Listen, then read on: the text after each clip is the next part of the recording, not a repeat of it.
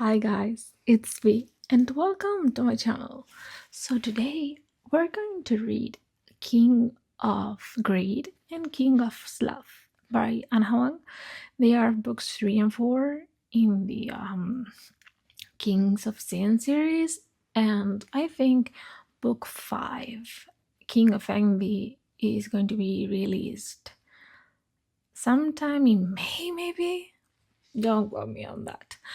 But yeah, just enjoy the journey.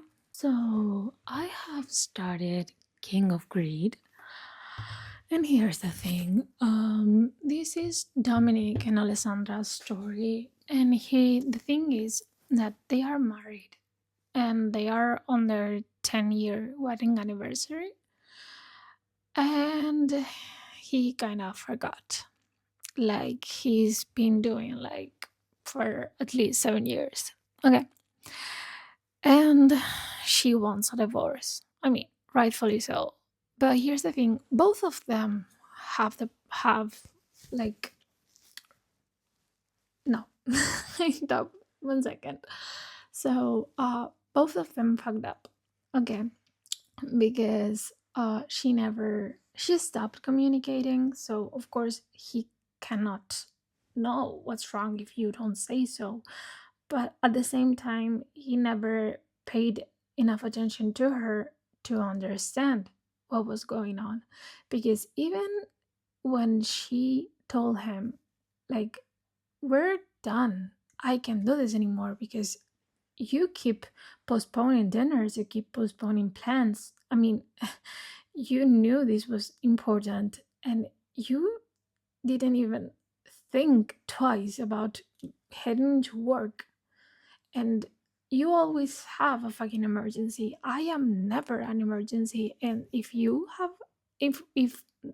there was an emergency at home and another one in the office, I'm not sure you'll choose me, because he keeps telling her that he will choose her every time, and that's not the actual reality.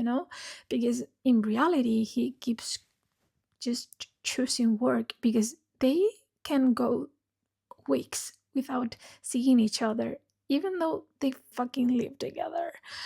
So yeah, and I love the fact that Kai and Dante just tell him everything. Like, you need to change, one, your attitude, and two, your lifestyle, because this is not something you're going to solve just going to counsel, which, by the way, she booked once and you didn't go because you had a work emergency. So yeah, and they are telling him the truth to his face, which I love, because that says a lot about them. And yeah, he thought for a second that, a nice trip, 2 weeks off to somewhere, that would solve everything. And that's not gonna solve a fucking thing. That's gonna cause more trouble than you expect. So yeah, and also when you're reading, you keep seeing snippets from 11 years ago, when they met, how they met, how well they, I mean, he made origami flowers for her because he didn't have the money to buy them. And he made 100 roses. I mean, flowers, I don't know if they were roses, but whatever. That was the kind of man he was. But then money came up and he never had enough money, enough power.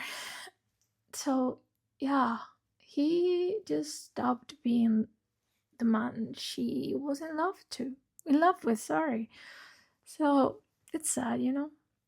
But yeah, that's where we are. That's going to be because she filed for divorce and she told him, just sign them, because this has no way out. I want out of this marriage. And he said, over my dead body, because he said that without Alessandra, there's not him. But here's the thing, you can care a lot about someone, but if you don't show it and you keep putting everything above her, then what what do you want? She's gonna leave. So yeah, I mean, I understand his POV, okay? I understand it, but at the same time, you are so caught up in your fucking head that you cannot see that you're losing her every fucking time, every single day of your life. And she's been fed up for a long time. And it is her fault, the fact that she was quiet. I mean, she never told him what was going on. But at the same time, you weren't paying attention to her enough to see that. Because if Kai and Dante could see that, and they are not in that relationship, and they don't live with them, sorry, then you have to be blind not to see it. If other people can see that, you know? So yeah, I'm gonna keep reading. So they are in this bar, okay? And I mean, they didn't show up together, but he had a meeting and she was there because she needed to take her minds off things. By the way, they are not living together now. But, coincidentally, they are in the same bar, and it is, like, there's this music playing, and there's this song that they danced like 10 or 11 years ago. So they were talking about what would happen if they were who they used to. And then I think I'm going to cry. I don't want to, but fuck. He's talking to himself. Okay. And he goes, "The picture she painted was a tribute to simpler times. And while I would never wanted to be the powerless, penniless boy I'd been when we first met again, I did want to be the man she fell in love with. I wanted her to smile at me the way she used to. I wanted her by my side, happy and laughing and whole. I wanted us back, even if it meant stripping away parts of the person I'd worked so hard to build." He did fucked up. Okay? He did fuck up. But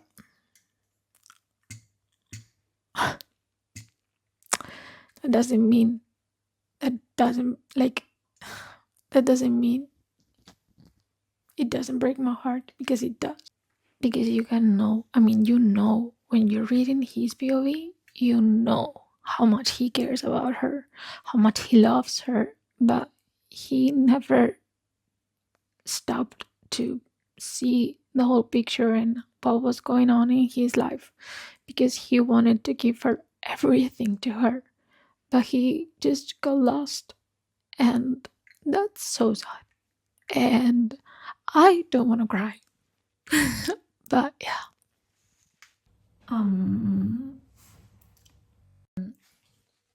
Is Aiden the same person? Because I'm suspecting he is. Please tell me it's not. And why the fuck that person appeared? Like, why? What's going on? I'm missing a whole part of this story. I'm done. I'm done with the book. I didn't finish it, but fuck. He signed the papers, but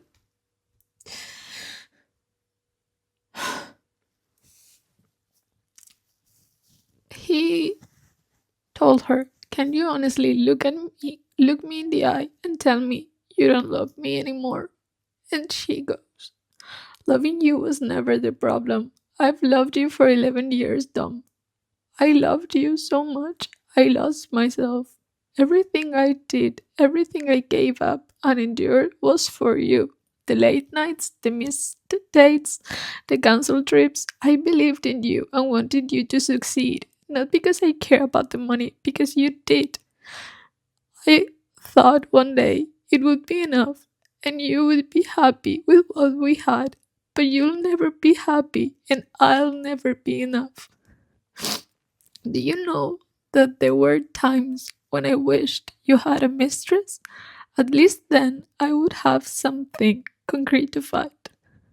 But I can fight what I can see. So I went to sleep every night to an empty bed and I woke up every morning to an empty house. I faked my smiles for so long I couldn't remember what a real one felt like. And I hate myself because despite all that, I couldn't let go of what we once had. You're right. I do still love you. A part of me always will. But you're not the person I fell in love with anymore. And all this time that I've spent trying to pretend you are, it's killing me. And then she said, if you really loved me, you would let me go. And that's when he signed the fucking papers. And I don't know if I'm going to survive this book because I'm on chapter 15 and I'm already crying. So, good luck to me, I guess. Oh, this man, I mean, she was on a date with Aiden, her landlord, okay? And he appeared because they have to cross paths every fucking time, okay? And he said, you can go on as many dates as you want, amor, but no one will love you like I do. And then in Portuguese, he says, you and I, we have no comparison. But I don't know how to say that in English, but I understand Portuguese because it's similar to Spanish, so I can understand it. But yeah, I mean, I think in English would be like, there's nothing like you and I. So yeah, I mean, I love the fact that he is going after her and he's going to win her back. And you should, but you, I mean, look at me, Dominic. If you ever, if you ever treat her the way you were treating her, we're gonna fight, okay? I have finished and I just want to read something. He goes, I would spend forever becoming the man she always believed me to be. And yeah, that's everything, to be honest. So yeah, I don't know what to rate it because I was crying a lot. Okay. Like a lot.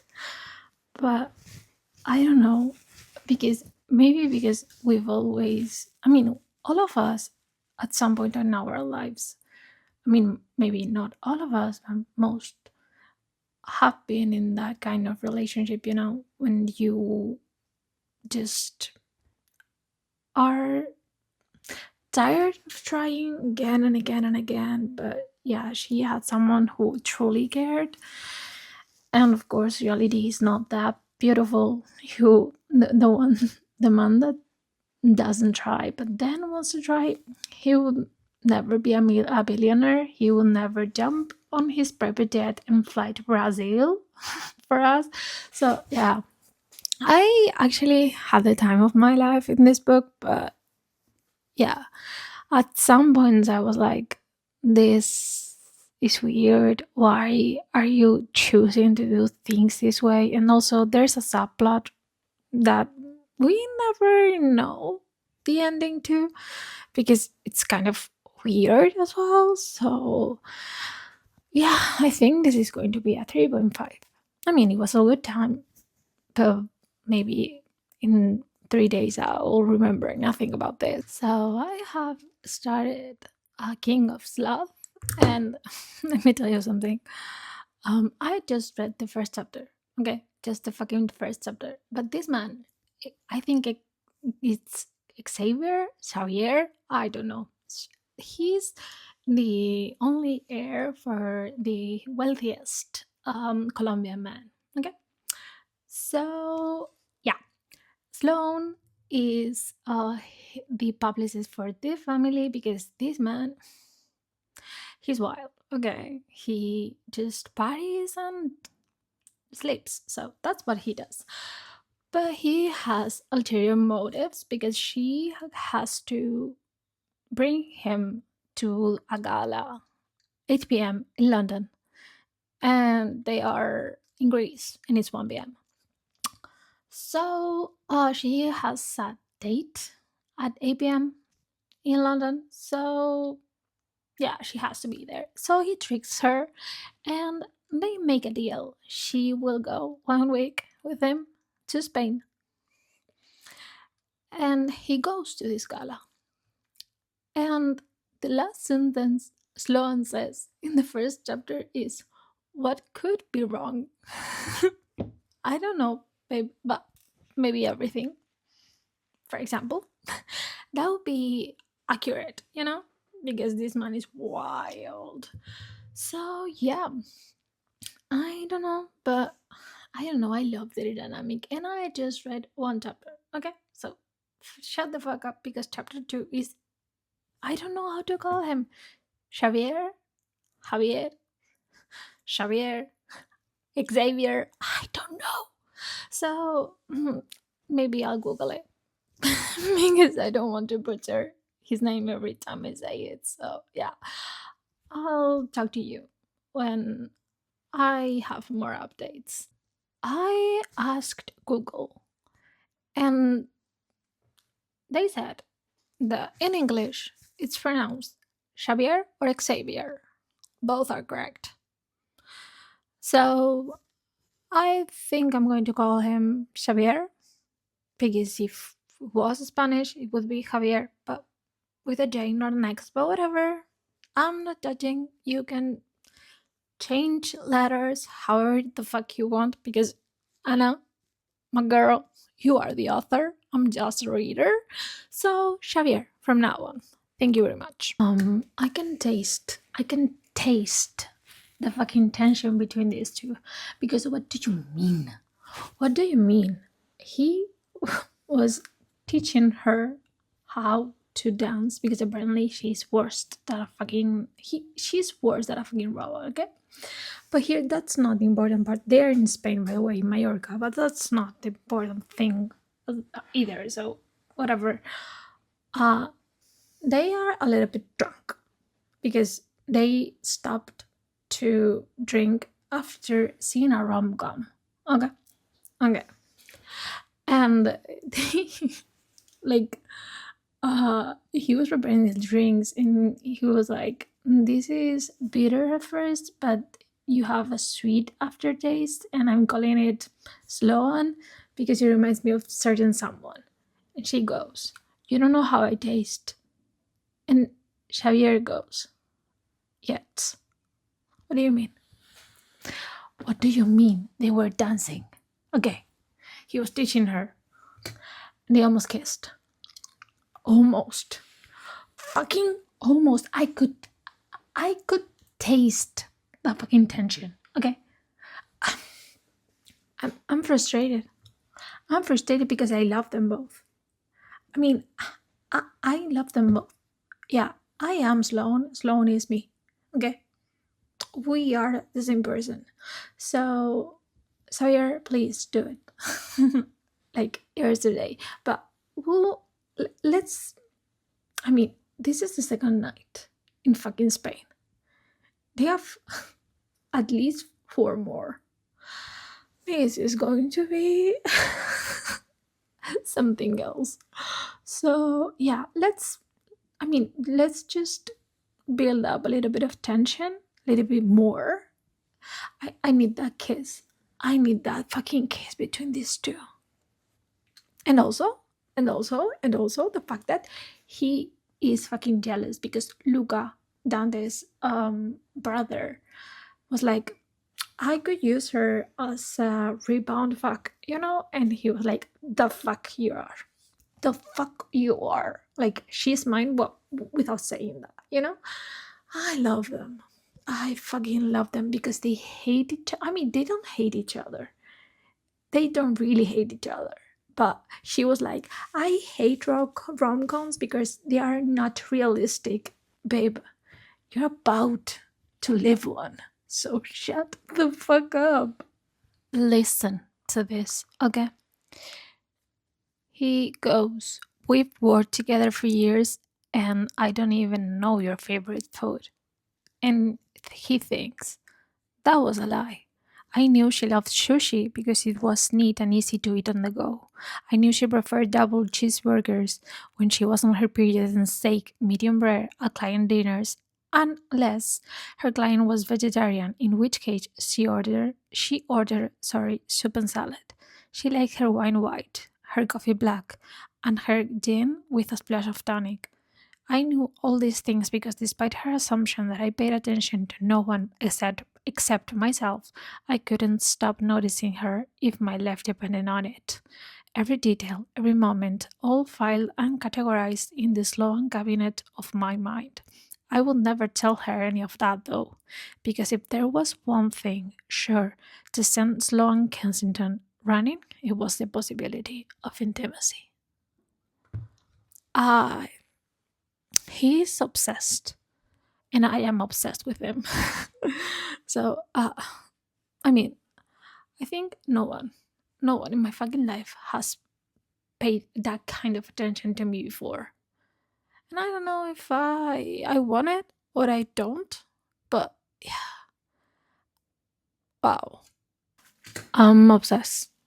I am obsessed with this man because the way they kissed. No, no, no, no, no. That first kiss, and also he pursuing her, the way he's doing it. No, no, no, no. Don't even get me started because this fucking man told her, just give me 2 months, just fucking 2 months of us going on dates and knowing each other so you can make up your mind if you want to be with me or not.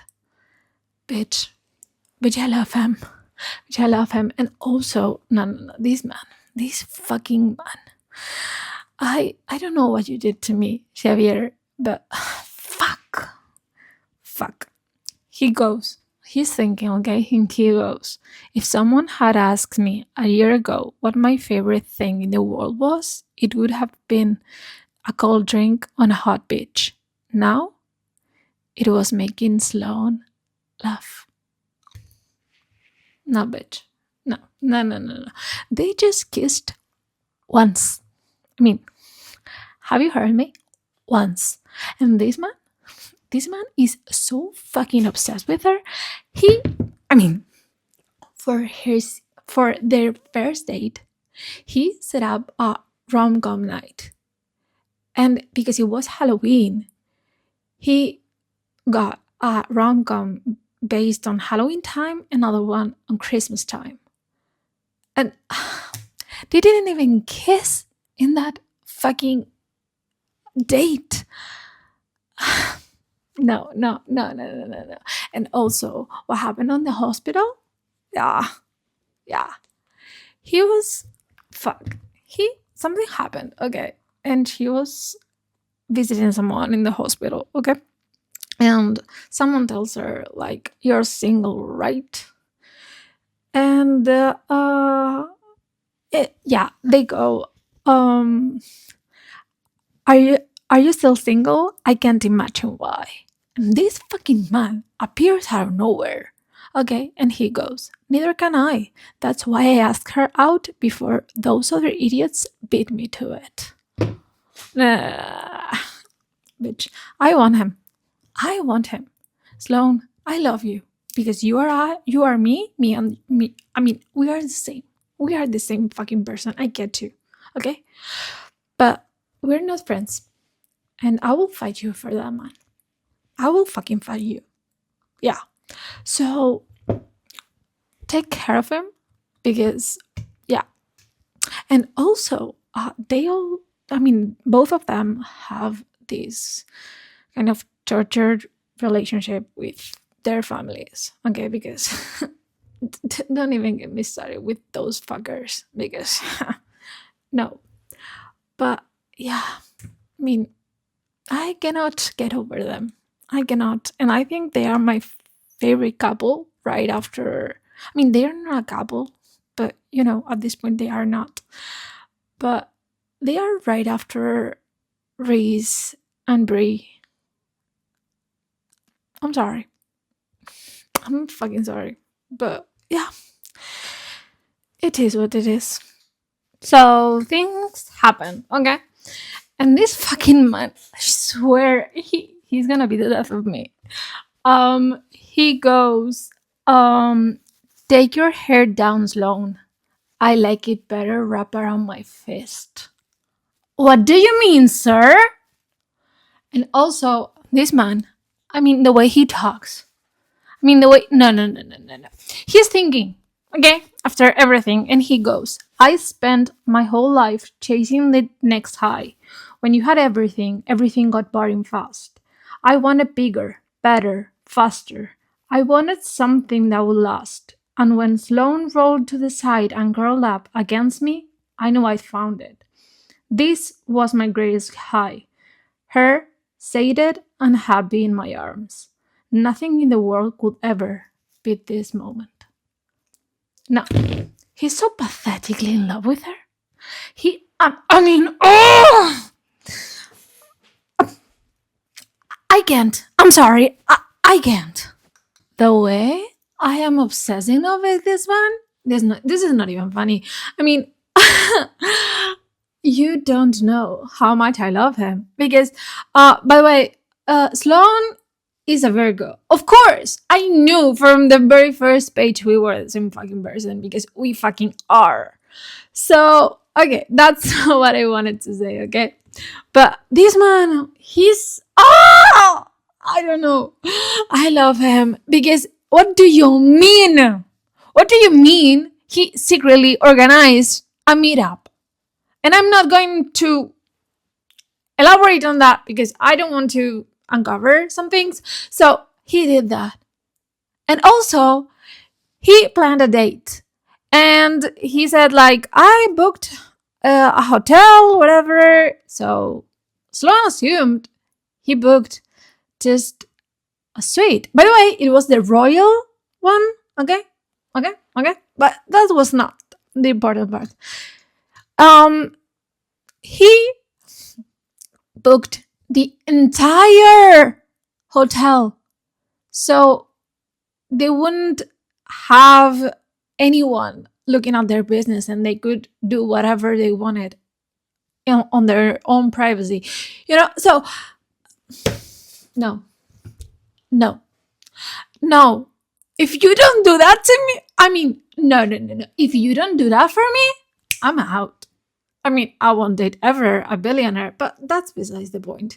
And also, this fucking man, the way he talks about her, it's not even funny. He just, fuck. The way oh my god. Just fucking listen to this, okay? Just 1 second.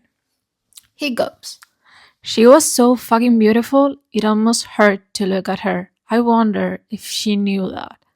I wondered if she knew how much she occupied my thoughts and how I counted down the minutes to see her again when we were apart. I wondered if I'd upended her life the way she had mine, to the point where the pieces would no longer fit if she weren't there. Because she wasn't a pit stop, she was a destination. No. I'm unwell. What do you mean? He's going to be my fucking favorite. No. He's going to top Reese Larson.